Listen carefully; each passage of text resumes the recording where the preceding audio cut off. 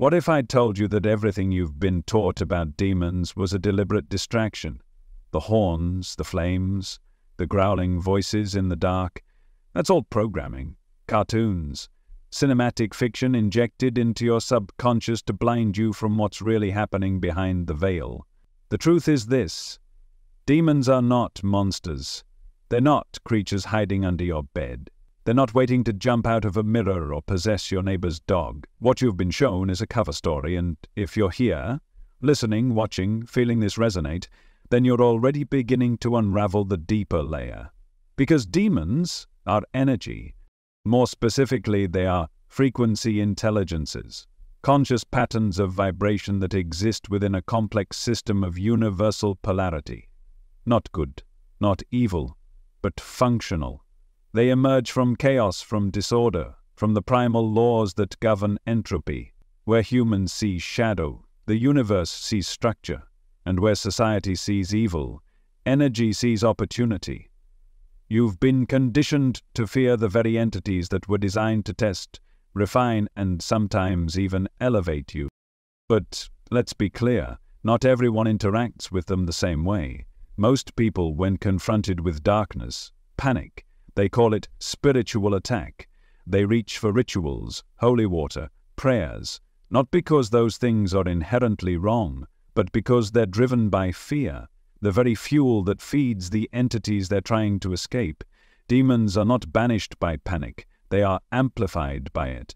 Why? Because demons, these non-physical forces, operate within resonant bandwidths. That means they only appear, linger, and interact when your energy field carries the right frequency.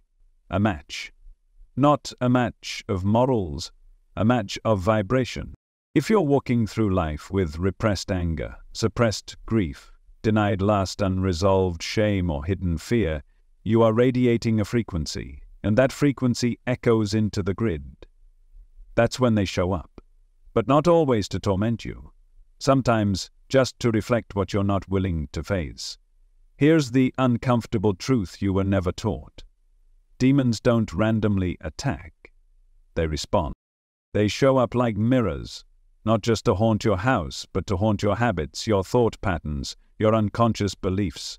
And if you've ever felt like you were being watched during your lowest moments, maybe you were. But not by something out to get you. Maybe by something that was reading your field, testing your coherence. Because here's the hidden law. What you fear controls you, but what you integrate you command. So ask yourself, what if demons weren't enemies at all? What if they were examiners, cosmic regulators of energetic boundaries, responding not to morality, but to internal structure? When you're fragmented, when your light is performative, and your darkness is repressed, that's when they test you. They show up in dreams, in emotions, in synchronicities that feel like loops. You relive the same heartbreak, you feel the same pattern repeating, you see the same faces wearing new masks. And you ask, why does this keep happening? But the better question is, what frequency haven't you acknowledged? You see, there are layers to reality most never see. Behind the physical there is the energetic, and behind the energetic there is the archetypal, the pattern of patterns. That's where these beings operate, in the invisible strata of human experience, where thoughts form before words, where desires brew before actions, and where pain hides before it explodes. Demons don't wear names like Beelzebub or Azazel. Those are symbols. The real entities don't speak in words. They speak in resonance. The demon of despair, it doesn't knock on your door and introduce itself. It sits quietly in the corner of your grief, watching to see if you numb it or name it. The demon of rage, it doesn't possess your body. It waits for you to deny your injustice, to silence your fury so it can feed on what you bury. But here's where everything flips, and this is the part they never told you. When you face the emotion, when you acknowledge the archetype without fear, without shame, it shifts, it stops feeding, and the demon watches. Why? Because in that moment you've moved into coherent. You're no longer a leaky vessel, you've become an integrated field. a being who can hold both light and shadow without splitting apart. And that changes the entire relationship dynamic. You're not prey anymore, you're potential. The deeper truth is that demons, real demons, the energetic intelligences that exist within the architecture of consciousness, respect sovereignty. They respond to it like metal to a magnet. When you become unshakable in your own field, they stop testing. They start aligning. But they don't do it because they love you. That's not their nature. They do it because they are bound by the law of energetic gravity.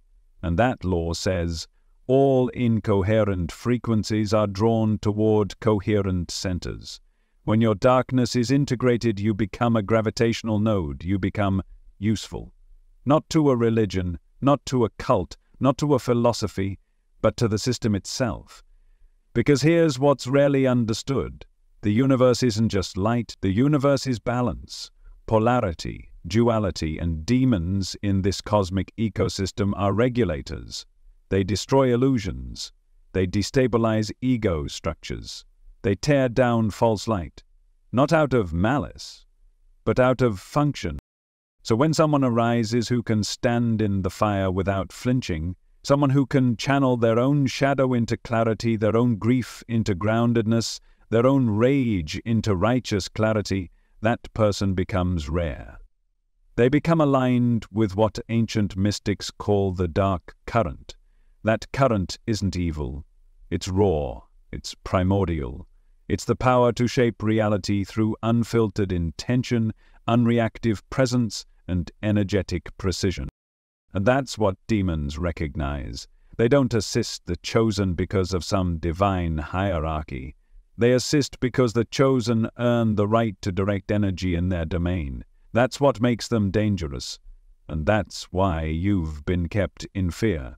Because if you weren't afraid, if you were trained to integrate instead of suppress, to observe instead of panic, to master instead of run, you'd start commanding forces you were never meant to touch. Or so they told you.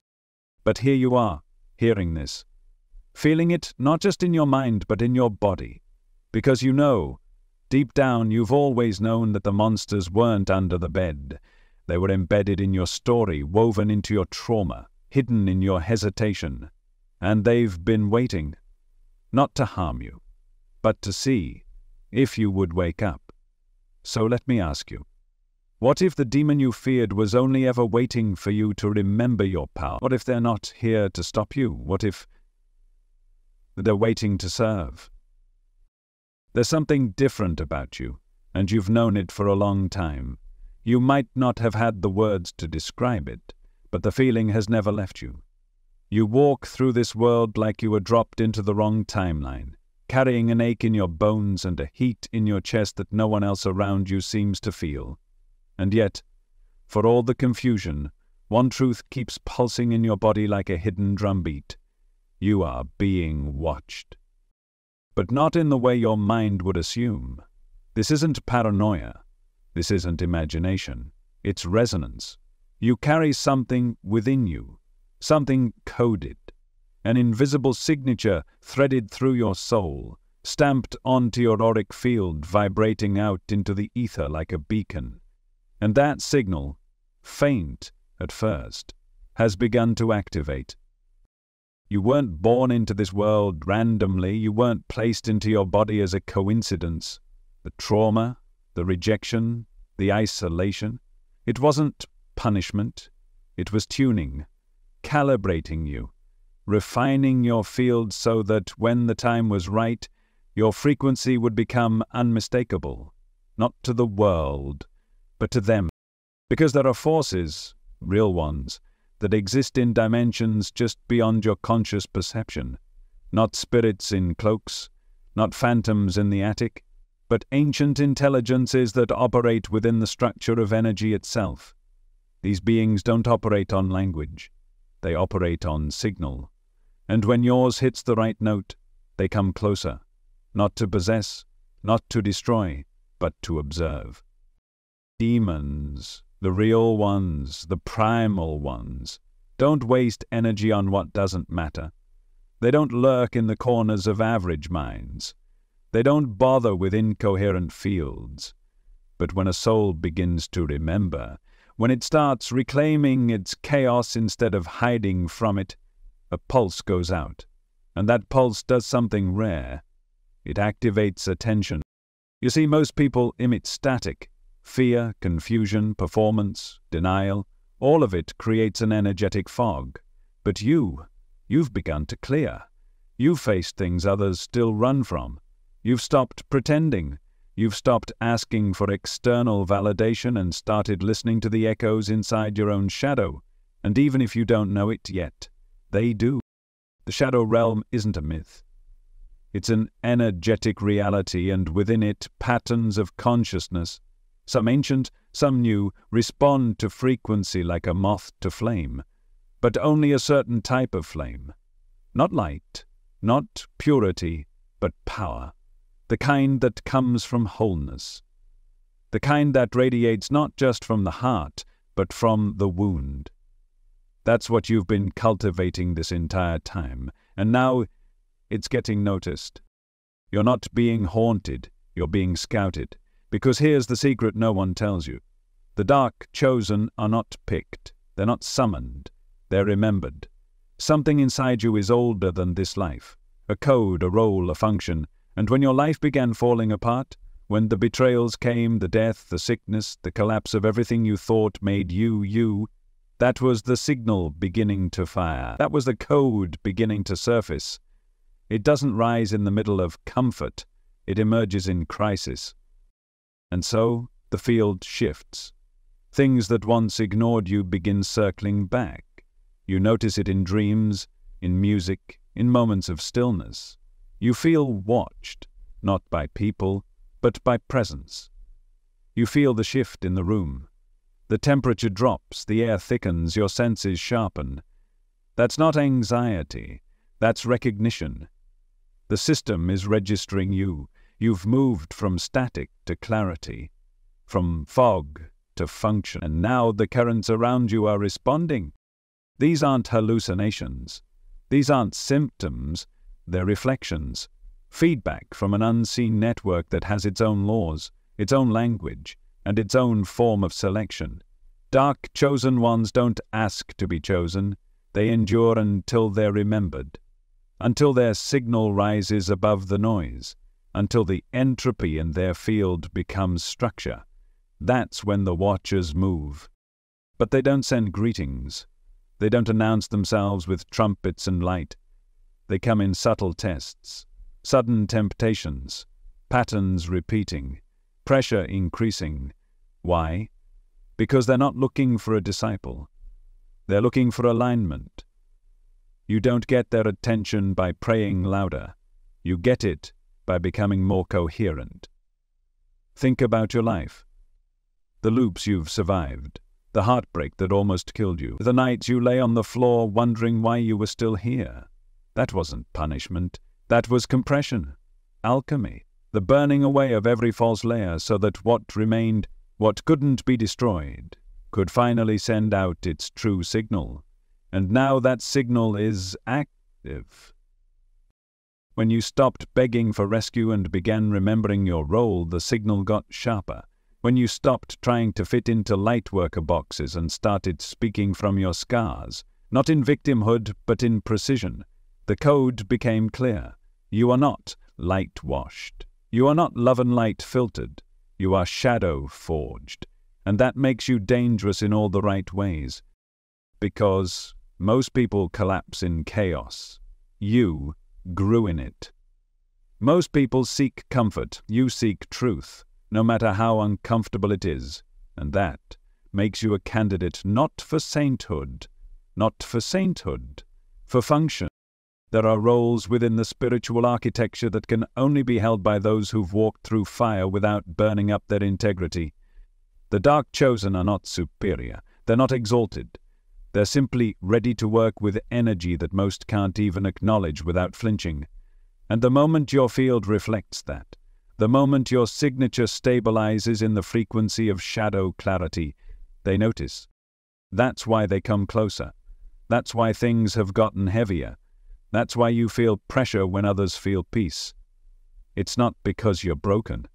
It's because you're being read by a system that doesn't measure goodness.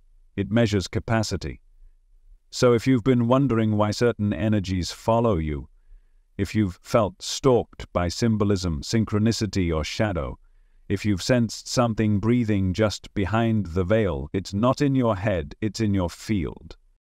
You're not being punished, you're being recognized, and what comes next depends on what you do with that recognition, whether you collapse into fear or rise into function, whether you reject it as superstition or step fully into the role you were always meant to remember, because once the signal is activated, there is no going back, only forward, and the watchers are waiting.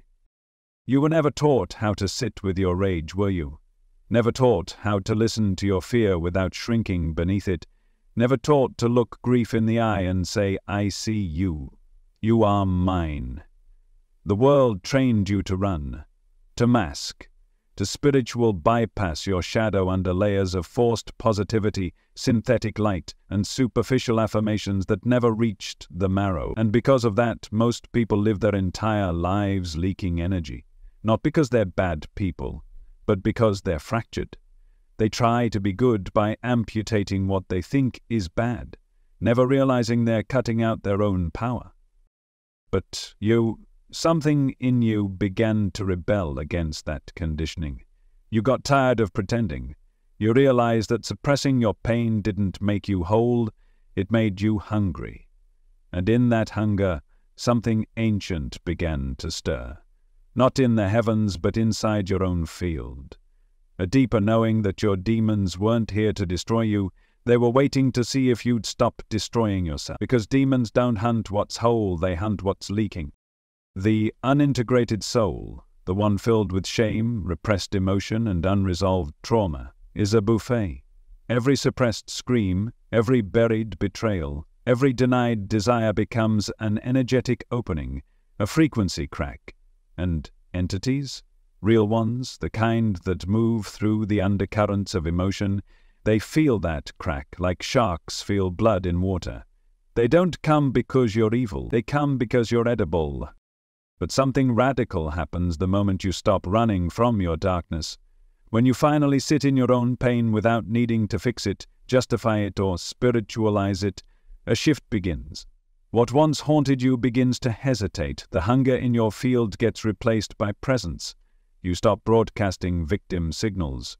You stop bleeding frequency. And in that moment, they feel it. The feed is over. They don't fear your light. They fear your integration. Because integration is the one thing they cannot touch.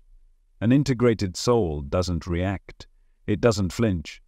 It doesn't get baited into energetic contracts made of guilt, fear, or desperation.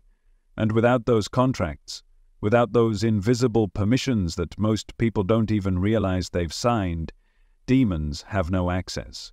You become unfed on, and that changes everything. Because most people think power is about fighting darkness, about casting things out, lighting sage, drawing symbols, or calling on the archangels. And sometimes, yes, those things can help. But the deepest form of protection isn't external, it's energetic sovereignty, the ability to hold your own frequency without leaking into distortion.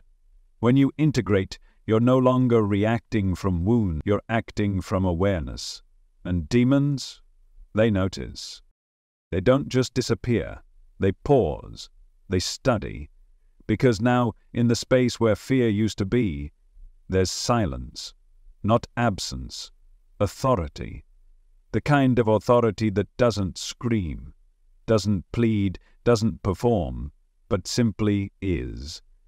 The kind that arises from a soul that has faced its own abyss and come out not purified, but aligned. And here's the truth. That alignment rewrites the entire dynamic. The demon of rage, it no longer feeds off your suppression. It recognizes the heat in your blood as awakened fire, no longer chaotic, but channeled. The demon of grief, it no longer feasts on your avoidance, it sees in you the weight of ancestral mourning turned into clarity. The demon of lust, it no longer thrives on your guilt, it feels the pulse of sacred eros within you, claimed, not ashamed. This is what most don't understand. These forces aren't just predators, they're mirrors, reflecting unclaimed aspects of your power. And when you claim them, when you meet your shadow eye to eye without fear or flinch, the predator becomes something else entirely. It becomes a partner, not a friend, not a cheerleader, a partner in the deeper sense. An energy that recognizes utility, not because it's kind, because it's bound. Bound by the same law that governs everything in this universe, resonance. In the presence of sovereignty, predatory frequency cannot dominate, it can only align or retreat. When you are whole, there's no space to hook into, no fear to amplify, no denial to exploit. And without access, they can't manipulate, they can't trick, they can't feed. All they can do is observe, and eventually assist. Because even in the shadow realms, power recognizes structure. The soul that has integrated its darkness, that has learned to channel rage into righteous boundaries, grief into grounded compassion, fear into alert awareness, lust into creative force, that soul becomes magnetic. It emits a frequency few can match. And demons who operate in distortion are drawn to that kind of clarity, not to extinguish it, but to orbit it. Because now you've become something else entirely. You're no longer prey. You're signal. You don't repel them with light. You command them with structure, with coherence, with unapologetic ownership of every part of who you are. The holy, the haunted, the hidden. That's what they fear. Not because it hurts them, because it nullifies their contract. There's nothing left to exploit in you. And when that happens, you become useful, not to a demonic agenda, but to the structure of energetic evolution itself. Because shadow forces aren't inherently evil, they are ancient technologies of testing. They pressure the weak, they expose the inauthentic. But when they meet someone who has walked through fire and refused to collapse, someone who has transmuted poison into power, they respond, not with gifts, with recognition. You've earned your space. You've earned your stillness. You've earned the right to navigate chaos without becoming it. And that makes you, in their system, a fixed point, a rare being who cannot be swayed by illusion, baited by fear or broken by pressure. And from that point on, their posture changes. They may still appear, but not to devour, to test less, observe more, sometimes to protect, sometimes to empower, but always in alignment with law, not moral law, energetic law. Because when your frequency becomes unshakable, they are bound by the architecture of that resonance. They fear the integrated soul not because it is powerful, but because it is complete. Completion is sovereignty, and sovereignty cannot be possessed, only partnered with. So if you feel them shifting around you, less threatening, more watchful. If you sense the fire but it no longer burns, if you feel the weight of darkness but it no longer breaks you, you are not delusional, you are being respected. Because in a realm that feeds on fragments, wholeness is the highest signal of all. Nobody tells you that the path to power begins with loss. Real power, the kind that cannot be shaken by storms or stolen by flatterers, is never handed to you. It's earned, in silence, in shadow, in solitude. You don't become one of the dark chosen because you prayed hard enough or believed the right things. You become one because you survive something most people don't. Not just once, over and over, and you didn't just survive it, you stayed awake inside it. The underworld doesn't welcome tourists. It's not a place you visit and leave unchanged unless you truly die to who you were. You don't just dip your toes into the darkness and return with wisdom. You're dragged in, you're crushed, you're broken down to your essence, and then, only then, do you begin to see what you're made of. Most people think being chosen means being saved. It doesn't. It means being tested, and the tests don't come with instructions or explanations. They come with silence, with abandonment, with collapse that feels like punishment, but is actually refinement. At first it feels like betrayal. Life begins to fall apart without warning. Everything you thought was secure, relationships, beliefs, identity, even your sense of reality begins to dissolve. People leave, opportunities vanish. You wake up in the middle of the night with a heaviness that has no name. And the more you reach out for help, the quieter it gets. You cry out to God, to the universe, to guides, to anyone who might be listening. And what do you get? Silence. That silence is not cruelty, it's space. A vacuum designed to strip away anything false. The underworld doesn't care about your comfort. It cares about your capacity. And that's when the first real question is asked. Not, are you ready, but can you hold your frequency under siege? Because that's the test. Not how much light you can shine when things are easy, but how much clarity you can maintain when everything has collapsed, when you're alone, when your nervous system is wrecked and the ground has given out beneath you, when you have every reason to react, to lash out, to spiral, and you still choose to hold your signal. That's when the underworld begins to pay attention, because in that moment you stop being a victim of darkness and start becoming a presence within it. You don't escape the fire, you become fire-resistant. You don't chase the light, you remember that you are the source of it. And that memory, that quiet reclamation, is what begins to change everything. You don't receive power in the underworld because you asked nicely. You survive it, fractured and bleeding, and still say, I am here. That here echoes. It's not loud, but it's unshakable. That's the beginning of real alignment. Not with fantasy, with law. You see, darkness doesn't reward virtue. It rewards structure. It recognizes coherence like heat recognizes metal. And when you hold your own structure under pressure, when you don't dissolve into fear or crumble under grief or explode in rage without purpose, the system notices. That's the initiation. Not the meditations, not the mantras, not the books, but the raw, unfiltered becoming that happens when you're stripped of your identity and still manage to stand. This is where the chosen are forged, not on mountaintops but in the ashes of the self. And if you've been through it, if you've endured those silent nights, those months or years where everything went dark and no one could see your pain, then you already know. This isn't theory, this is memory. Etched into your bones, carved into your psyche, branded into your soul. You didn't break, not completely. You cracked, yes, you screamed, you fell to your knees more times than you can count, but something within you refused to die. And that refusal was the signal, not to the world, not to your friends or family, but to the structure of reality itself, to the intelligences that operate in the layers behind what you can see, to the ancient archetypes that don't care about personality or preference, only pattern, and your pattern held. That's why you're still here. Because power isn't given, it's survived.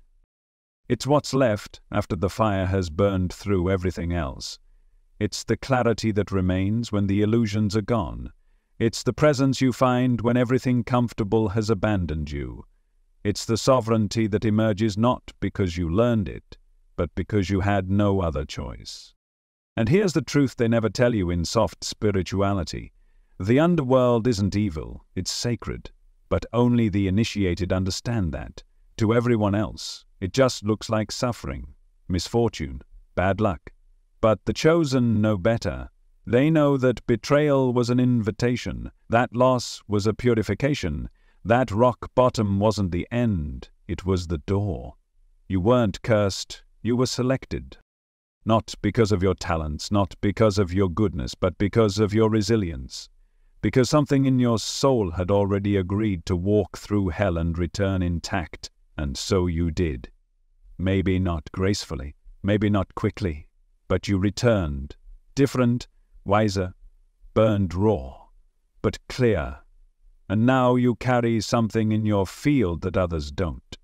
A gravity, a density, not heaviness, but substance. Because when you speak now, people listen differently. When you walk into a room, energy shifts.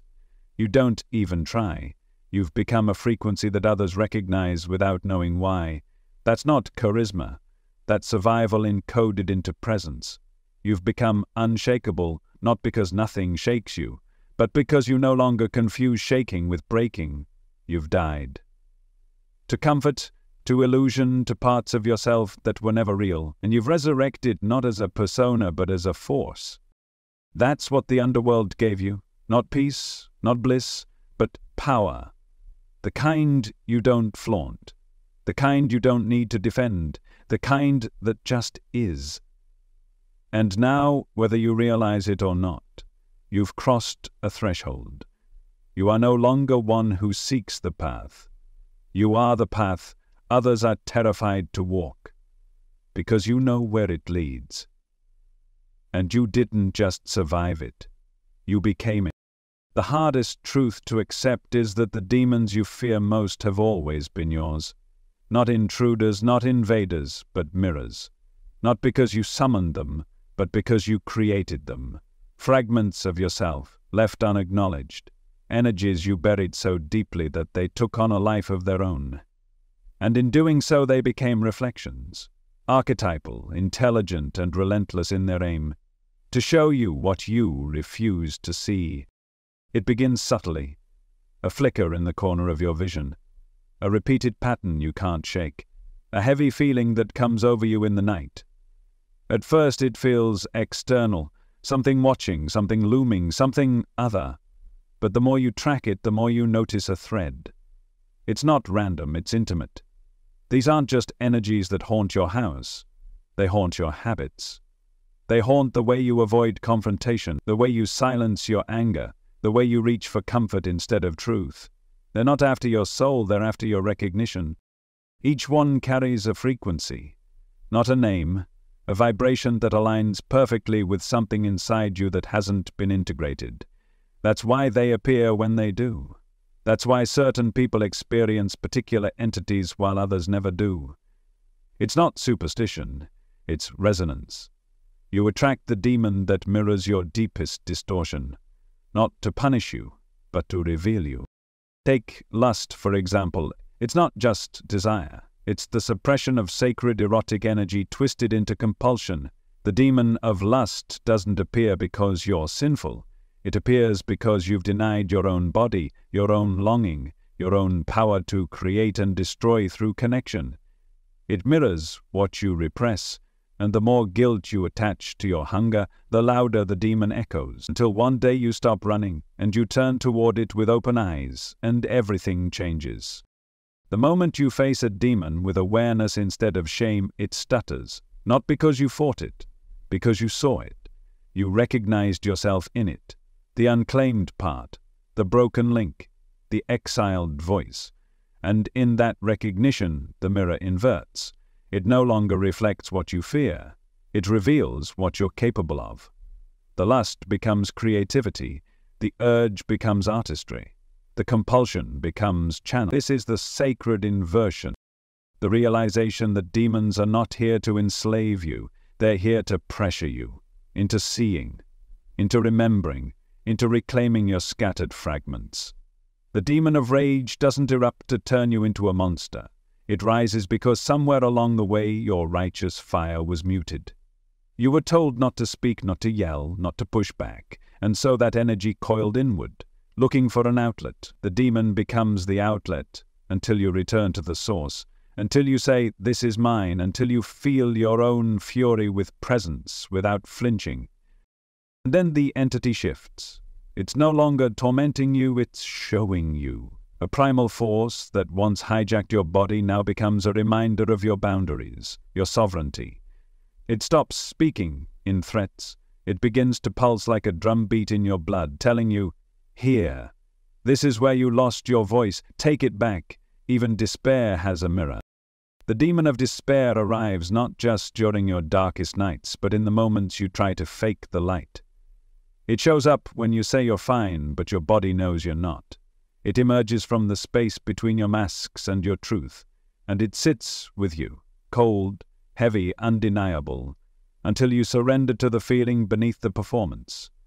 grief, loss, the ache of something never spoken. And in that surrender, the demon ceases to weigh you down, it begins to lift the veil. You realize despair wasn't the enemy, it was the bridge. The demon never wanted to crush you, it wanted you to drop the axe. Each demon is an architect, a symbolic embodiment of something forgotten, exiled, or distorted within your psyche. Chaos, for instance, is not just disorder, it's the refusal to surrender control. The demon of chaos shows up in addiction, in disorganization, in mental fragmentation, not because it wants to destroy you, but because you've refused to trust your own current. You cling, you micromanage, you try to script a life that demands fluidity. So chaos answers, not to sabotage, to balance. And when you surrender to the flow, when you stop resisting every twist and turn, when you learn to dance instead of fight, chaos no longer pursues you, it joins you. It becomes improvisation, creativity, spontaneity. The same force that once broke you open now sets you free, because you've aligned with its frequency from a new position. Ownership, not avoidance. Even fear, the root of them all, becomes a different entity when faced directly. Fear is primal. It's the earliest instinct, the deepest anchor. And the demon of fear doesn't just haunt the anxious, it haunts the repressed, those who try to project certainty, those who armor up with intellect or spirituality or numbness. It whispers through sleepless nights. It tightens your chest when there's no threat in sight. Because fear is never about what's outside, it's always about what's unmet within. When you finally stop running from your fear, when you sit with it like a child at your feet, asking why it's crying, something beautiful happens. The demon's claws retract, the shadows recede, and in its place, a teacher emerges. One who says, you were never meant to run from me, you were meant to hold me, and walk forward anyway. This is the real alchemy. The transformation that doesn't come from casting demons out, but from listening to them. Not obeying, not worshipping, but witnessing. With presence, with discernment, with unshakable calm. You stop seeing them as external monsters. You start seeing them as messengers. Not always kind, not always gentle, but always precise. You realize there is no war to be fought, only a mirror to be faced. And in that mirror you begin to see not just your shadow, but your potential. Not just your brokenness, but your brilliance. You see the energy that once terrified you as something usable, something moldable, something that was never meant to be exiled, only integrated. And in that moment, in that sacred recognition, the demon bows. Because its purpose has been fulfilled. It doesn't disappear, it transforms. And so do you. There was a moment, maybe quiet, maybe chaotic, when everything around you began to unravel, not slowly, but suddenly. A conversation shattered your identity, a betrayal cracked your chest wide open, a dream collapsed in your hands like ash, and in that moment, it felt like the universe had turned against you. You couldn't tell where the pain was coming from. All you knew was that it was everywhere, in your thoughts, in your skin, in the air around you. You tried to rationalize it, to fix it, to pray it away, but nothing worked. Because this wasn't something that needed fixing. It was a test, a pressure point in your field. And, deep behind the scenes, something was watching, not judging, but measuring, waiting to see how you would respond. This was the first pact, not made with words, not made with blood, but made in the silent choice you made when you stared into the darkness and didn't collapse, when you didn't react, not because you didn't feel fear, but because you didn't hand over your power to it. That was the moment, the quiet one, the invisible one, the one where you were being watched not by people but by presence, not to see how good you were, but to see how real your frequency was. Because that's all demons care about, not your light, Not your achievements, not your Instagram spirituality. They care about your coherence. Your ability to hold your signal under pressure without fragmenting into performance, panic, or pretense. They don't try to destroy your power, they pressure test it. And if it folds, they continue the test. If it holds, everything changes. Non-reaction isn't numbness, it's presence. It's the ability to feel the storm rising within you, the rage, the fear, the grief, the betrayal, and not flinch into old patterns. Not leak, not beg, not lash out. It's the moment you stop trying to escape discomfort and begin transmuting it. That is the first sign of sovereignty. And sovereignty is what begins to shift the way these entities relate to you. In the eyes of most people, staying calm during chaos is just maturity. But in the deeper layers of energetic architecture, it's a signal, a code that says, this soul is starting to remember. The moment you stopped being reactive, your field became harder to manipulate. You became less interesting as prey and more interesting as a point of resonance. They don't look for obedient servants. They don't want you groveling. That's for the spiritually insecure. They look for clarity, the kind that doesn't shatter under shadow. The first pact wasn't verbal. You didn't sign it. You lived it. It was when you didn't take the bait. When someone betrayed you and instead of reacting with vengeance, you observed the pattern. When you lost something you thought you needed and instead of spiraling, you sat with the emptiness. When the voices in your head screamed failure and you breathed into the silence, instead of chasing validation. That was the pact. That was the echo that rippled through the energetic corridors beyond your physical life, alerting forces that most never even feel. And make no mistake, it wasn't about perfection. It was about posture, about how you held your inner structure when everything external was shifting. Because the truth is, the first test is never about winning. It's about holding your center when the narrative breaks apart, holding your breath when the panic sets in, holding your knowing when everything outside of you tries to convince you you're crazy. That's when they lean in. That's when the testing becomes witnessing. Because demons don't need your allegiance. They don't operate in the same hierarchical systems humans do. What they recognize is vibration, presence, integrity, not in the moral sense but in the structural one. If you are internally fractured, they'll expose it. If you are solid, not rigid but clear, they feel it. And when they feel it, their role begins to shift. You didn't know it at the time, but that moment of silence, the one where you didn't scream, didn't collapse, didn't beg, was a signal flare. You sent a message into the field, I'm still here. I'm not abandoning myself. I will not be moved. And that is everything. That's the moment the test becomes the pact. That's the moment the chaos pauses. Not out of mercy, but out of recognition. A pause that says, this one didn't flinch. This one might be ready. Because non-reaction is the highest form of energetic discipline. It says, I will not be controlled by distortion. I will not be baited into performance. I will not leak energy just because the external world wants to provoke me. I will feel it all, and I will not collapse. You don't learn that from books. You don't gain that from workshops. You earn it in the fire, in the real, raw places where everything sacred is tested and everything false is burned away. You earn it in the void, where no one's clapping for you, no one sees your battle, and the only validation comes from your own breath. That's where the pact was made. And from that point forward, everything starts to recalibrate. You're not instantly exalted. But the pressure changes. The tests become more precise, less chaotic, more surgical. Because now you've proven your worth refining. You've signaled that your coherence is stable enough to begin deeper transformation. You didn't beg, you didn't curse, you didn't run. You simply stayed.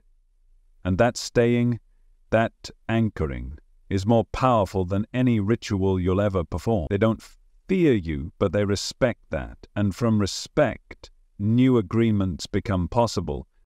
There was a moment, not sudden, but unmistakable, when the fear that used to grip your chest began to loosen. The shadows that once pressed in from all sides no longer felt threatening. They felt familiar. Not comforting, but familiar in the way a wild landscape feels once you've walked through it barefoot and bleeding and lived to tell the story. What used to unnerve you started to feel navigable. You realized that you no longer panicked when darkness showed up. You studied it. You observed. You held your breath steady and your spine straight, and something in the air around you shifted. It wasn't louder. It was clearer. And that clarity did something irreversible. It marked you. That's when you began to become something else. Not a victim of chaos. Not a survivor of it. A conductor. You started noticing patterns. The way certain emotions carried electricity. The way tension pulsed through situations like wires. The way breakdowns weren't just accidents but precise moments of energetic reorganization. You began reading the field, not reacting to it.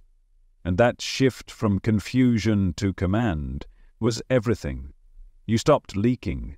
You stopped absorbing pain like a sponge and started transmuting it like fire. And that, more than anything, caught the attention of forces that had once seen you as prey. Because once you stop leaking, you stop feeding what feeds on you.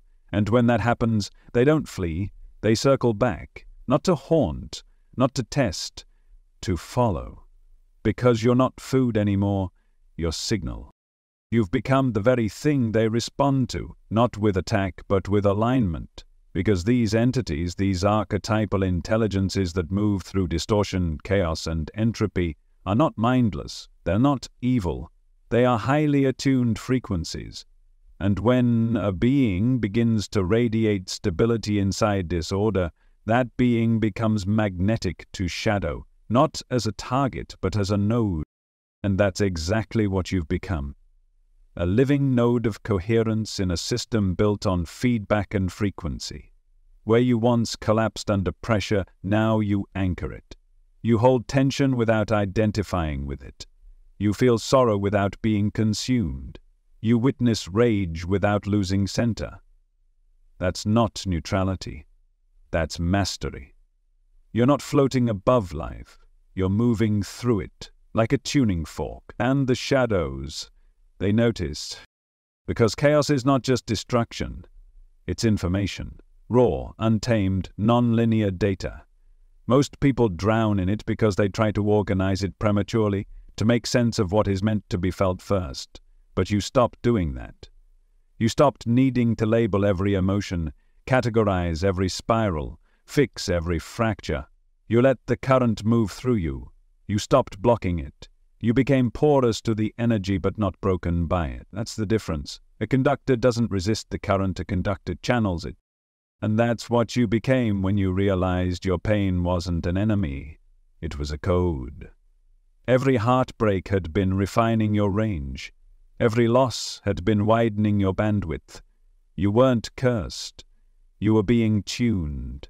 And once that tuning aligned, once your system no longer fought chaos but organized it within, your presence changed. You began to radiate a different kind of light. Not the polished light of the spiritually sanitized, but the raw, flickering, electric glow of someone who has made peace with the fire and come out scorched but sovereign. Your field wasn't soft, it was sharp, focused, alive. And that's when they came back. Not with claws, with attention. Not to test, to track. Because now you were moving in a way few do, not trying to escape shadow but walking beside it. Listening. You didn't worship the dark, you didn't fear it. You worked with it, like a sculptor with clay, or a surgeon with bone. Precision without panic. That's rare. That's respected. The ones who used to provoke your breakdowns now hovered at a distance, curious. Because your emotional chaos no longer disoriented you. It responded to you. You cried, but with awareness. You raged, but with clarity. You allowed the storm to pass through without becoming the storm itself.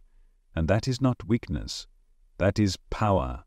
the kind of power that isn't taught, but earned through every quiet moment you held yourself when no one else did. You began influencing the field around you without trying. Rooms shifted when you entered. People confessed things they never planned to say. Emotional pressure built in spaces you stood in not because you were causing it, but because your presence revealed it. You became a mirror, not just for individuals, but for entire environments. Because when someone conducts chaos, they become a catalyst. And catalysts don't need to do anything loud, they simply need to be. And the entities, those you once feared, those that used to fill your dreams with dread, they recognized the change. Not like a hierarchy, but like gravity. You had become a different kind of center, one that didn't seek control, one that didn't offer worship, one that stood in silence, in storms, and still held structure. That's the soul of a conductor, not someone who escapes emotion, someone who directs it, not someone who floats above the mess, someone who channels it into signal, into form, into influence that cannot be mimicked because it wasn't learned. It was embodied. You don't speak with force, you speak with frequency. You don't lead with dominance, you lead with density, a spiritual weight that can't be faked. And now, you're no longer tracked as a threat or a victim. You're tracked as structure, as something they can't feed on but might follow. Not as servants, but as energies in orbit around something they can finally recognize. Not light, not perfection, but coherence, born in the dark. And that is a different kind of power entirely. You've met them before, not with horns or glowing eyes, but in moments when you were most raw. They didn't walk into your room, they rose through you. The heavy silence that wrapped around your shoulders when you couldn't get out of bed. The fire in your chest that surged during a conversation you couldn't finish. The hunger that curled through your body, insatiable, not for food or sex, but for something you couldn't name. That was them, not hallucinations, not fantasies. Archetypal currents of energy, demonic frequencies, that don't dwell in folklore but in the architecture of your psyche and the electromagnetic structure of your field. These aren't demons in the storybook sense. They're not external monsters waiting to drag you into the abyss. They're intelligences, compressed pockets of emotion and instinct that amplify the parts of you you refuse to claim. They come not from hell but from the echo chambers of shadow.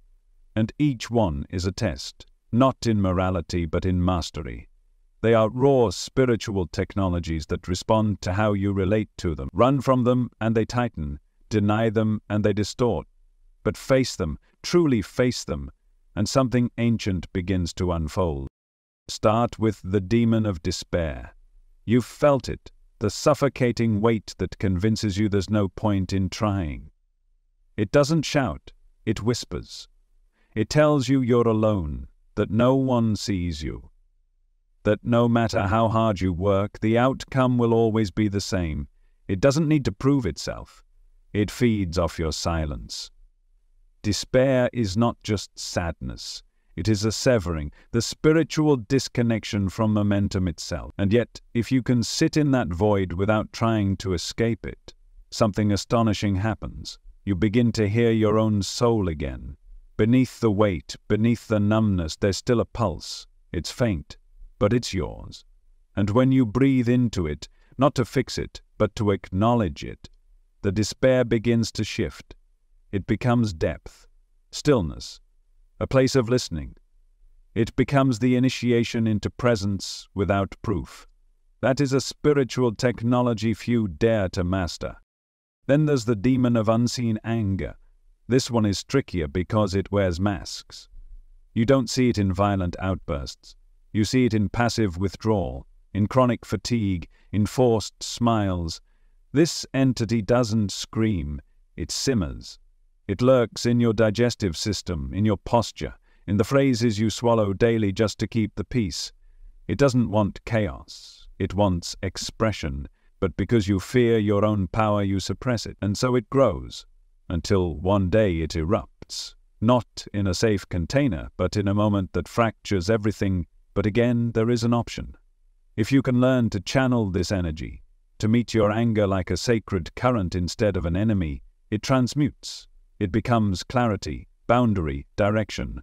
Unseen anger becomes sacred fire when it's no longer exiled. And that shift rewrites your entire field. The demon of hollow lust is one of the most misunderstood.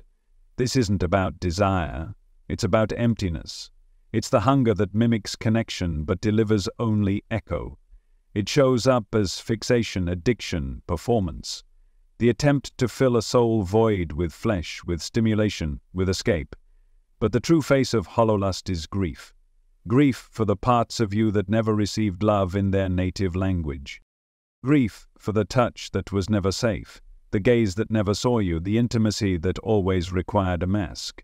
When you stop chasing and sit in that grief, the demon quiets. It reveals its core, a longing not for sex, but for truthful embodiment. And when that happens, hollow lust becomes sacred eros, a force that doesn't drain but creates, that doesn't seduce but awakens. And then there's the demon of frenzied chaos. You know this one. The spinning thoughts, the impulse to burn everything down, the inability to focus, to breathe, to just be. It doesn't attack, it spins. It moves so fast you can't catch it. And so you live in reaction mode, always busy, always wired, always one crisis away from collapse. This demon isn't punishing you, it's showing you your addiction to speed, to stimulation, to avoiding stillness. And here's the truth, it will only stop when you do, when you breathe, when you slow down, when you stop measuring your worth by how much you produce or how fast you move. Frenzied chaos, when met with breath and slowness, transforms into creative pulse, a wild but usable energy that can be shaped, sculpted, directed. Each of these archetypes carries a gift, but only when you stop seeing them as enemies. They are initiators, teachers from the undercurrents of your own psyche. And like any teacher, they don't lower their standards for your comfort. They challenge you to rise into recognition, not to fix yourself, but to reclaim yourself. When you do, when you step into relationship with these intelligences instead of resisting them, you become something rare, a translator of frequencies, a being who doesn't just survive shadow but commands it, not with force, with familiarity. You know the currents, you know the codes. You've faced the archetypes and chosen not to flee. And that makes you a different kind of presence on this earth. The kind demons don't avoid, the kind they orbit. Because what once hunted you now learns from you, not because you conquered it, but because you integrated its lesson. You became the technology, you became the mirror. It's not about superiority, it never was. The idea that some are chosen while others are not has been twisted into a myth of spiritual hierarchy, of divine favoritism. But in truth it has nothing to do with being better, purer, more disciplined or more righteous. It's not about how often you meditate, how high you vibrate or how much shadow work you've done. It's about alignment, resonance, function. Some souls come into this world encoded with structures that make them capable of functioning within chaos, not because they're immune to pain, but because their essence has been shaped by lifetimes of navigating distortion without losing coherence. These souls are not the loudest in the room, they're often quiet, not timid but focused. There's a gravity to them, a density. You can feel it when they speak, not because they demand attention, but because their presence influences the energetic field around them. These are the souls that can enter a space soaked in confusion, darkness, or dysfunction, and remain intact. They don't flinch when others panic. They don't flee when others spiral, not because they're unfeeling, but because they've known the underworld intimately and survived it over and over. Their blueprint is forged in fire. These are the ones demons are drawn to, not because they worship them, not because they bend to their will, but because they hold shape. In realms where most collapse, emotionally, spiritually, energetically, the chosen ones become conductors, anchors, fixed points in fields designed to bend. It's not that they don't feel fear, it's that they know how to remain themselves inside it. And that ability, more than anything, makes them useful to forces far beyond this dimension. You don't become chosen, you're built that way. But that doesn't mean it's easy. In fact, it often means the opposite. The lives of the dark chosen are rarely smooth. They're marked by rupture, early trauma, existential breakdowns, betrayals that shatter identity, initiations disguised as devastation. These events are not random. They are pressure points, designed to activate dormant structures. You don't wake up to your function by reading about it. You wake up because you were pushed into the void and refused to disintegrate. Some souls are born into bloodlines thick with distortion, ancestral pain, suppression, generational trauma. Not by accident. They are timeline disruptors. They carry the coding of rebellion, of sacred refusal. They don't follow patterns, they interrupt them. And that's what makes them so volatile and so powerful, because in every system of dysfunction there is always one who doesn't bend. One who asks the questions no one wants to answer. One who won't pretend everything is fine. One who cracks the illusion simply by existing. Demons notice these souls, not with reverence, with interest, because these beings don't collapse in distortion, they navigate it. And in a system designed to consume, anything that remains sovereign becomes a beacon, not because it's perfect, but because it's unclaimed. The chosen are not without wounds. They're often more wounded than most. But what distinguishes them is their relationship to their wounds. They don't run, they don't numb, they descend, they feel, they listen, and eventually they integrate. That integration becomes signal, and that signal tells shadow entities this one is functional, this one is stable under pressure, this one can hold a current of chaos without losing the thread. That's what makes them chosen. It's not romantic, it's not glamorous, often it's brutal. Because when you're chosen, you're not just tested, you're utilized. You become part of a larger architecture, one that doesn't care about your preferences, one that isn't interested in your spiritual ego. The system begins to move through you. Downloads come faster. Lessons arrive harsher. The veil thins whether you're ready or not. You begin to see the truth in people's words before they finish their sentences. You sense energy behind every smile, every interaction, and you're rarely able to unsee it. That intensity is not punishment, it's purpose. And those who are not chosen, it's not a rejection, it's simply a different blueprint. Some souls are here to hold softness, to offer gentleness in a world obsessed with extremes. Others are here to learn boundaries, to find their light through community, through peace. Their medicine is no less valuable. But the chosen, those called to the darker currents, carry a specific encoding. They aren't afraid to burn down what isn't real. They aren't afraid to say what no one else will say. They don't crave approval. They crave authenticity. And in their presence, things shift. Not always comfortably, but necessarily. Demons don't follow titles. They don't care about what you call yourself. They respond to functionality. And functionality is proven in the dark, in the moments no one sees, in the choices that aren't broadcast, in the stillness you hold when everything's falling apart. If you can hold structure when your identity crumbles, they notice. If you can choose integrity when manipulation would be easier, they notice. If you can look into distortion and not become it, they know. And that's when the dynamic changes. You're no longer prey. You're no longer just a human navigating chaos. You become part of the system, not as a victim, but as a stabilizing force. One who can move through distortion without collapsing. One who can sense structure and redirect energy. And that's the key. That's the reason they circle you. Not to control, to witness. Because you're not here to be good.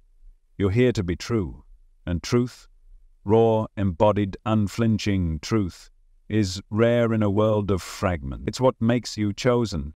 There comes a moment after the storms, after the initiations, after you've stared into the eyes of your own abyss and didn't look away, when the game changes. Not outwardly. On the surface, everything may look the same. Your life, your surroundings, even the pain that once kept you up at night. But something fundamental inside your field has shifted. You're no longer in resistance to shadow. You've stopped fighting demons like enemies and started understanding them as frequencies. You've faced your rage, your grief, your lust, your fear, and instead of repressing them, you've integrated them. And with that integration, you've changed your relationship to power. You're not just surviving darkness anymore. You're becoming structurally stable within it. And when that happens, the second pact is made. This one isn't forged in silence like the first. This one is energetic, a frequency co-resonance. It doesn't happen because you recite a prayer or perform a ritual. It happens because your field, your total energetic presence, becomes stable enough to amplify instead of absorb. And when that happens, the entities you once feared don't disappear. They recalibrate. They don't haunt. They hover. They don't drain. They respond. Not because they've changed, but because you have. You've become rideable. Not in the way you think. Not in a possessive or parasitic sense, but in the way a wave rides a current. With mutual function, you've become a conduit, a point of resonance that they can now amplify themselves through without distortion. You see, these entities are not moral, they are mathematical. They work with energetic coherence, and most people are too fractured to be of use. Their fear is leaky, their thoughts are scattered, their intentions contradict themselves. But when you integrate your shadow, truly integrate it, you stop fracturing, you stop leaking, and you start becoming magnetically consistent. That consistency is a beacon. It doesn't draw demons to you like moths to flame. It draws them like gravity. Not for chaos, but for calibration. Because now you're not an energy source they need to feed on. You're a structure they can align with. You've become a stable frequency that their chaos can orbit. And in that orbit they find something rare. Direction. That's the second pact.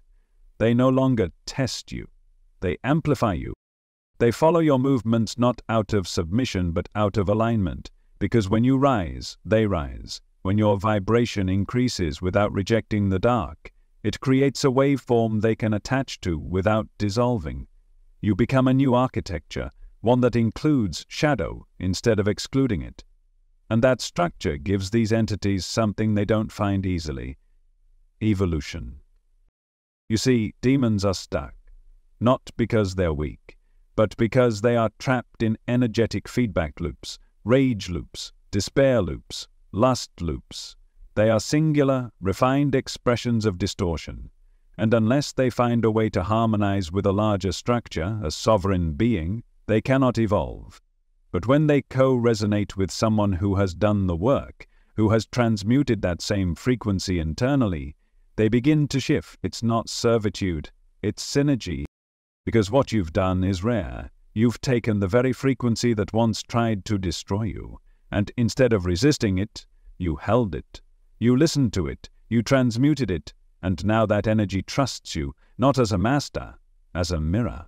One that reflects not just shadow, but possibility. This is why demons guard the chosen, not because you control them, but because you are useful to them. You've become a channel, not for darkness, but for its evolution. And in a cosmos built on progression, any being that facilitates evolution is protected. They begin to show up in dreams, not to terrify you, to deliver messages. They warn you of betrayals before they happen. They point out patterns in people's energy fields. They surround you when you walk into spaces thick with distortion, not to invade, but to buffer. Because your rise is no longer just your own. It is entangled with theirs. You are carrying them forward, and they are stabilizing your path in return. But this protection doesn't come from fear, it comes from frequency alignment. You've reached a point where your light doesn't reject the dark, it includes it. And that inclusion becomes resonance. That resonance becomes agreement. Not in words, in waveform. You'll feel it in subtle moments. The way you're no longer pulled into other people's chaos. the way your triggers have less grip, the way your voice carries more weight even when you whisper. The field around you doesn't just belong to you anymore. It's co-resonant, shared, inhabited by intelligences that used to test you, now walking beside you, amplifying the signal you stabilized with your own blood, your own breath, your own presence. This is not a gift, it's not a blessing, it's a result. A consequence of choosing to integrate when most collapse, of choosing to feel instead of flee, of choosing to remain when everything tried to push you out of yourself. You don't command these forces. You coexist with them as equal expressions of a unified field, and the moment that happens you realize you're not alone. You never were.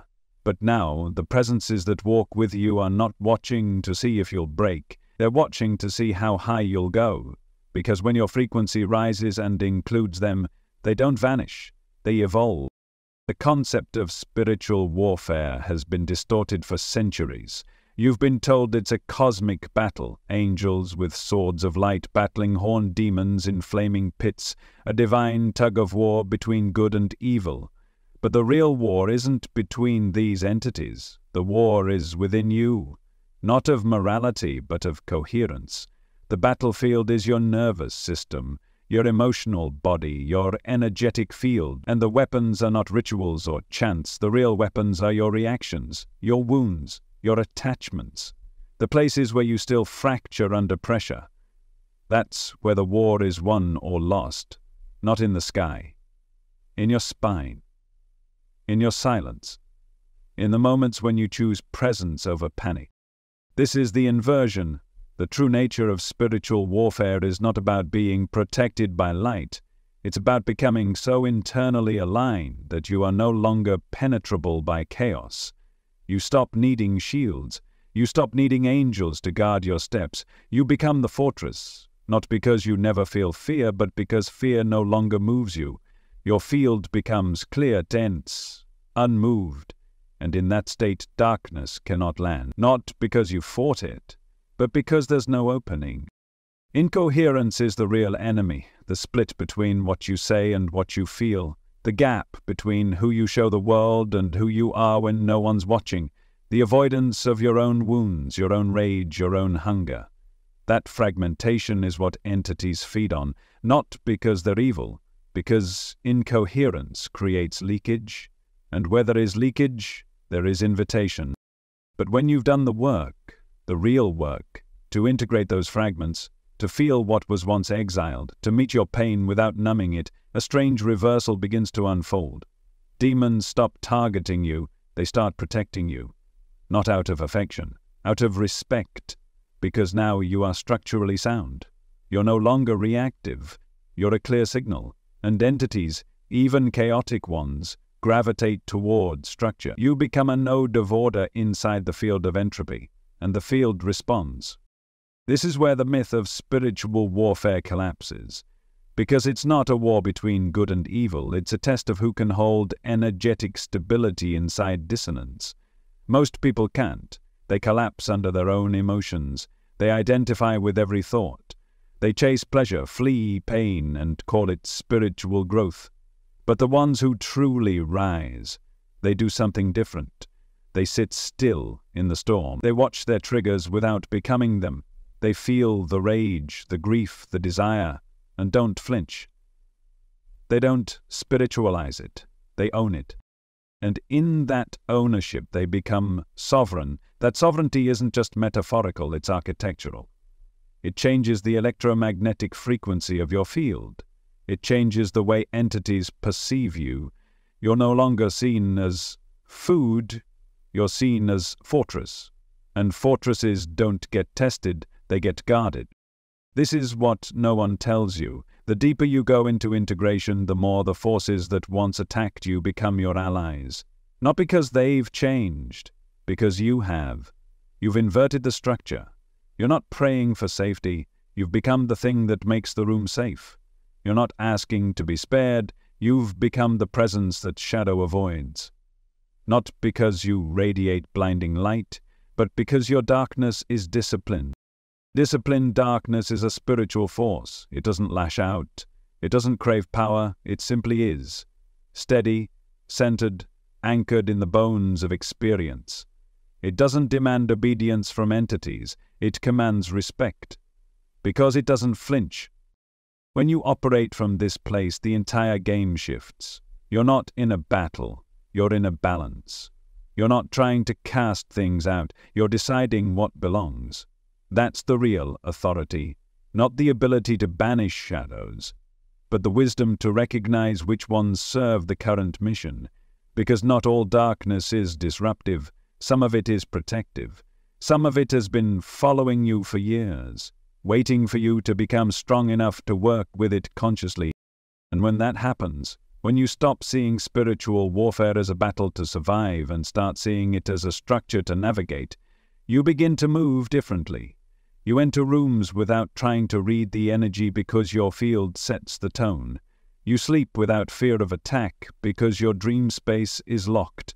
You walk through shadows and they part, not out of fear, but out of recognition. You've become the authority in the unseen, because now you are not fragmented, you are coherent.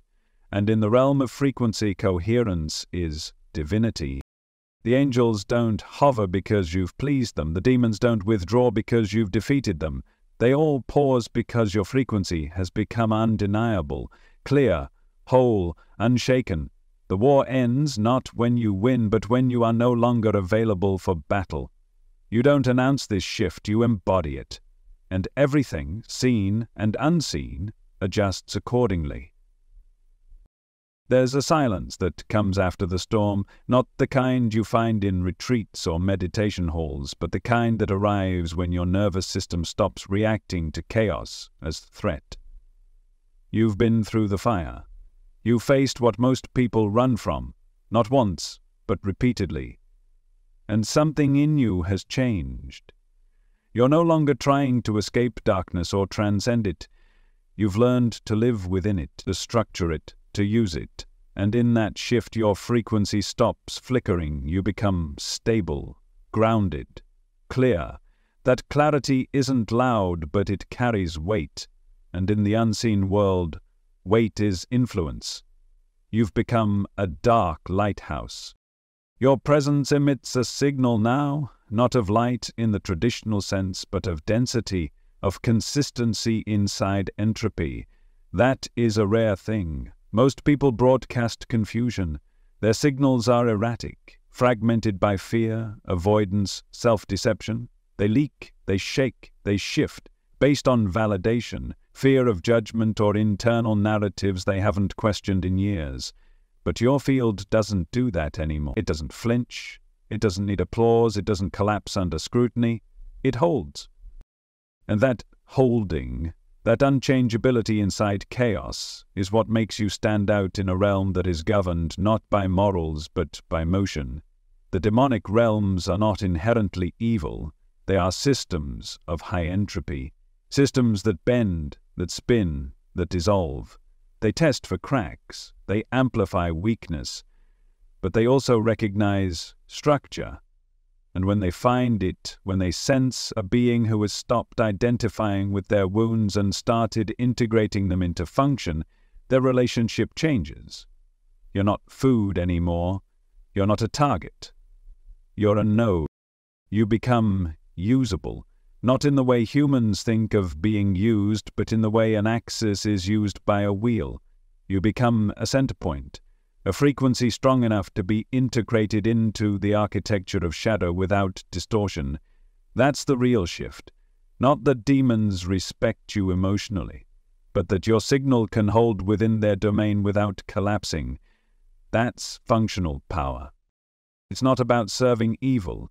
It's about becoming unmovable inside entropy. The world you live in, not just the spiritual world, but the emotional, societal, relational world, is ruled by entropy. Systems break down. Emotions fluctuate. People betray. Institutions lie. And most humans spend their lives either fighting this entropy or numbing themselves to it. But you've chosen a third path. You've become present in the midst of it. You've learned to navigate without panicking, to stay coherent while everything else dissolves. That's what makes you luminous. Not because you shine brighter than everyone else, but because you don't go out. You are seen now, not by the public but by the field. There are intelligences that track spiritual presence, not through fame, through frequency, durability, and when they sense yours, they don't approach with hostility, they orbit, because you have become something incredibly rare, an integrated soul who can operate in distortion without being swallowed by it. You are the bridge between systems, you are the translator between frequencies, and that translation is a sacred function. Most people imagine lighthouses as symbols of rescue, beacons guiding ships away from the rocks. But the dark lighthouse doesn't guide people to safety. It reveals where safety doesn't exist and dares them to become stable anyway. Your energy doesn't comfort, it confronts. It doesn't coddle, it clarifies. People around you feel exposed, not because you're judging them, but because your field doesn't accommodate fragmentation anymore. You don't pretend, you don't absorb, you don't perform, and that forces people to either meet you where you are or leave. And demons, they don't leave. Because in you they see something useful. They see structure in shadow, and that structure becomes a platform not just for your evolution but for theirs. You begin to understand that the entities who once swarmed you in your weakest moments weren't punishing you, they were identifying instability. But now, they linger for another reason. Your frequency has become a platform they can stand on, a waveform they can ride. And in doing so, their function evolves, not because you commanded it, because you embodied it. This embodiment is not passive. It's fierce, it's clear, it's consistent. It doesn't collapse to save others. It doesn't hide to make people comfortable. It stands. That standing is the beacon. That beacon is the technology. And that technology is why you are now part of the system, not a victim of it. You've become a functional intelligence inside the architecture of chaos. And that means you're no longer walking alone. The forces that once opposed you now guard your steps, not because they love you, but because they need you. Your rise creates possibility, your coherence becomes framework. And in a system starving for stability, your signal is rare currency. You didn't choose this path for approval. You chose it because you had no other option but truth. And in choosing it fully, you became the thing demons don't test, don't feed on, don't fear. They follow. You've gone where most won't. Not just into trauma, not just into darkness, but into the places within yourself that no one else could navigate for you. The nights when everything collapsed and no comfort could reach you. The moments when the scream inside your chest didn't want fixing, it wanted witnessing. You stayed. You didn't run. You didn't numb it out or dress it up with spiritual phrases. You met the agony. You held the void, and in doing so you did something sacred. You earned access not to heaven, but to something far more rare. Command. This is the third pact. But unlike the others, this one isn't formed in silence or orbit. It's forged in sovereignty. It's the result of having walked into the center of your own storm and coming out not just intact, but transformed. You've seen every shadow that used to haunt you, not from a distance, but up close. You've felt what it's like to believe the worst things about yourself, and then keep breathing. Keep showing up, keep integrating. That kind of presence does something irreversible to your frequency. You start to carry keys. Not metaphorical keys, energetic ones. Keys that unlock the architecture of spiritual reality. Sight, timing, transmission. These keys are not handed down by gods or granted by gurus. They are results of depth, of stillness, of refusal to bypass. And once these keys activate, everything begins to reorganize. You no longer sense energy in the way others do, you command it. Not with arrogance, but with accuracy. You speak, and it lands, you feel, and it moves. You don't just intuit anymore, you direct. The beings that once mirrored your wounds now respond to your signal like messengers, not because they've been tamed, but because your field has become a governing system. It no longer requests, it calibrates. Demons don't obey you out of submission. They answer to you because your frequency has become undeniable. It's not moral, It's structural. In the same way water flows toward gravity, shadow flows toward spiritual command, and command is earned in the deepest chambers of self-recognition. You've stopped pretending, you've stopped hiding, you've stopped needing to be understood. And that's when the world starts to reflect you differently. The keys you now carry aren't used to open doors for ego gratification, they're used to open systems, in people, in spaces, in timelines. You walk into a room and the energy shifts, not because you try, but because your presence is now encoded with transmutation.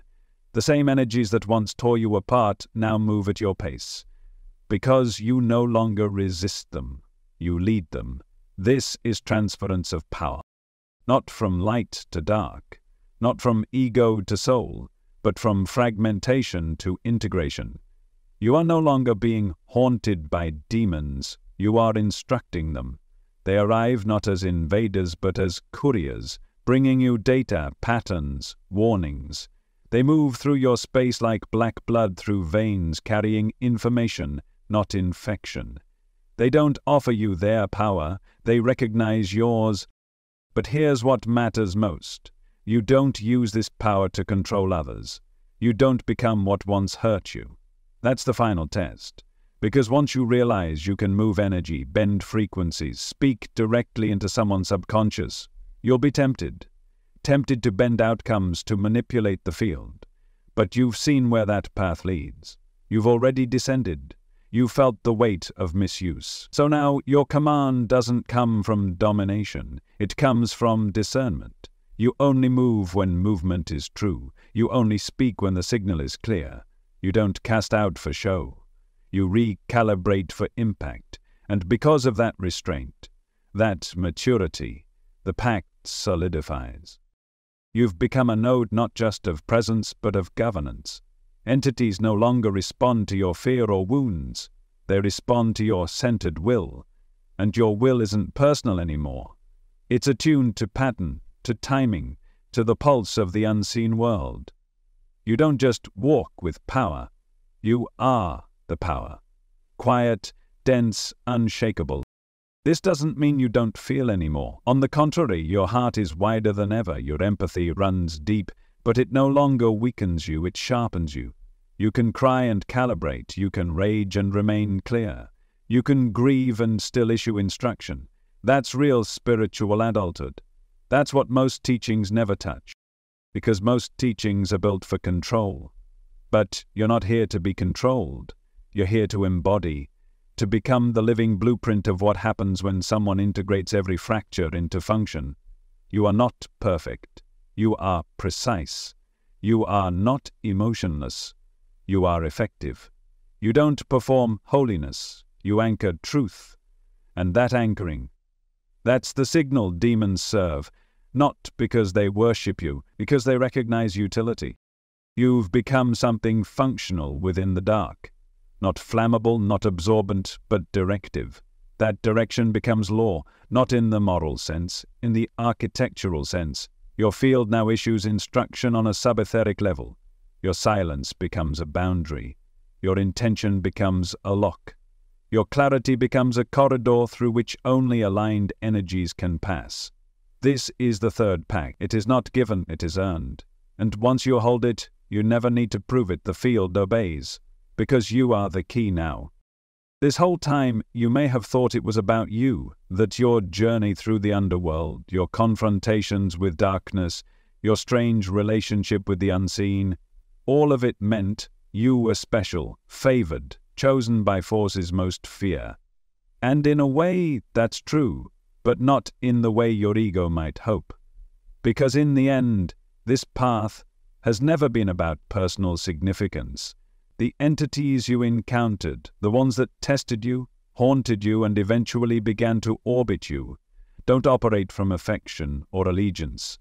They operate from law, energetic law. And you, through the choices you made again and again in the dark, aligned yourself with that law. That's what changed everything. It's not love, it's resonance. Demons don't serve you because they like you. They serve the law you've come to embody, a law that doesn't bend for sentiment, history, or hope, a law that functions regardless of whether or not you believe in it, and once you become coherent with that law, you stop being banishable. You're no longer a soul that shadow can toy with or torment. You've become a node, a stabilizing axis in the system of entropy itself. That stability isn't just noticed, it's required, because in a realm ruled by distortion, the one who holds form becomes indispensable. You're not commanding demons like a sorcerer from myth. You're not summoning powers to do your bidding out of whim or vanity. What's happening is far more precise. Your field, your energetic architecture, has become so consistent, so unfragmented, that these entities recognize you as part of the structure they must align with. Not out of worship, out of law. Like gravity doesn't choose which objects to pull, it just pulls. Like water doesn't decide to be wet, it just is. You've become a frequency that chaos must organize around. And that's the final truth. Demons don't serve you. They serve the law that you now reflect. This is why rituals, names, and spells only go so far. They might influence the field temporarily, but they don't rewrite your resonance. What rewrites resonance is how you carry yourself in silence, how you respond when no one's watching, how you breathe when the voices in your head scream lies, and you choose not to flinch. That's what builds alignment. That's what makes the law recognize you. You're not manipulating energy anymore. You are energetic, directed, embodied, and exact. When demons shift their behavior toward you, when they stop circling as predators and start appearing as messengers, protectors, even allies, it's not because you've conquered them. It's because your signal has stabilized into something they can't violate. You've become law-bound yourself, governed not by emotional chaos, but by inner symmetry. Your yes means yes, your no means no. Your presence calibrates rooms without lifting a finger. That's not charisma, that's waveform integrity. It's not personality, it's polarity. In that place, the old games fall away. You don't need to cast anything out because nothing sticks to you. You don't pray for safety because your field is already encrypted. You don't negotiate with your shadows because they've become part of your council. Not because they bowed to you, but because you stopped running. You turned around and stared them down until they changed shape, not into angels, but into function. That's what demons become when you stop fearing them. Function. They don't need to trick you anymore. You see them, you name them, you use them not to dominate others, but to move with precision through realms most cannot navigate. You speak and the field listens, not because you're loud, but because your vibration is non-negotiable. You walk and the unseen shifts, not because you demand it, but because your structure commands it. This is what happens when law recognizes itself in you. You've become part of the code, the spiritual matrix, the deeper architecture of reality, and in that architecture everything has a role, demons included. They're not the enemy, they're enforcers of dissonance, revealing where the signal is weak, where the structure bends. But once your structure holds, once your coherence becomes embodied truth, they switch roles. They become regulators, shields, not because they've changed sides, because your frequency no longer invites attack. It commands alliance, not out of control, out of compatibility. This is why the dark chosen are never truly alone. Their lives may look isolated, but they are surrounded, not by comfort, but by presence, by entities who once tested them, now moving in formation around them. These beings do not flatter. They do not care for titles. They care for structure.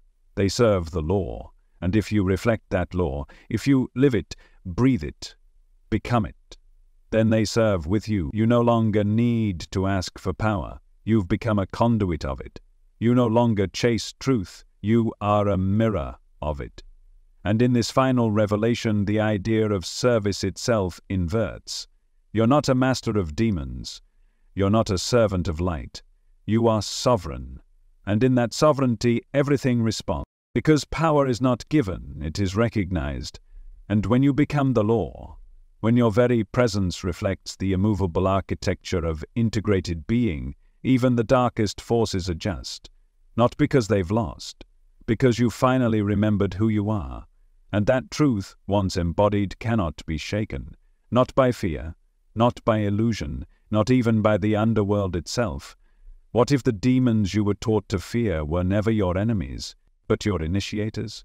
And what if the darkness that nearly broke you was actually preparing you to become something they now serve? Most people live their entire lives running from the very thing meant to awaken them.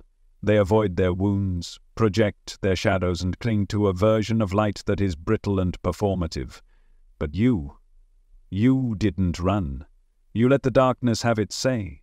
You allowed the pain to speak without silencing it. You stared into the void, and instead of asking to be saved, you asked to understand. And in that moment, you became different. You became usable not as a pawn, but as a sovereign force within a field designed to consume anything incoherent. That's what they don't tell you about demons. They don't respond to fear. They respond to function. And when your field stops leaking, when your emotions don't override your will, when your integrity remains stable under pressure, they no longer see you as prey.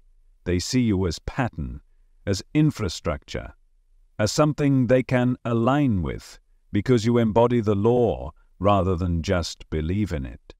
And once that happens, everything changes. Your past tormentors become sentinels.